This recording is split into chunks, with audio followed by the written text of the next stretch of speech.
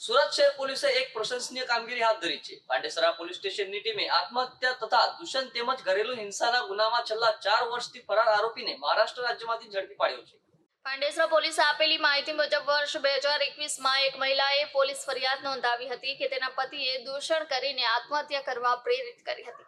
ફરિયાદ બાદ પોલીસે ગુનાની તપાસ શરૂ કરી હતી, પરંતુ આરોપી વિજય સિવલાલ સીઆરપી કેસમાં કાનૂની કાર્યવાહી દરમિયાન જ ફરાર થઈ ગયો હતો। પોલીસે ગુનાની ગંભીરતાને ધ્યાનમાં રાખી તેની સતત શોધખોળ હાથ ધરી હતી। અંતે પોલીસની ટીમે ટેકનિકલ સર્વેલન્સ અને ગુપ્ત માહિતીના આધારે આરોપી વિજયભાઈ સિવલાલને મહારાષ્ટ્રના પાલઘર વિસ્તારમાંથી ઝડપી પાડવામાં સફળતા મેળવી છે। પાંડેસરા પોલીસ સ્ટેશનમાં નોંધાયેલા ગુના હેઠળ લાંબા સમયથી ફરાર ચાલતા આરોપીને હવે પોલીસ કસ્ટડીમાં લઈ વધુ પૂછપરછ હાથ ધરવામાં આવી છે। પાંડેસરા પોલીસે જણાવ્યું છે કે આરોપી સામેની કાર્યવાહી આગળ વધારવા માટે કાયદેસર પ્રક્રિયા શરૂ કરી દેવામાં આવી છે। પોલીસ ટીમના સચોટ પગલાઓથી 4 વર્ષ જૂનો કેસ ફરી જીવંત થયો છે।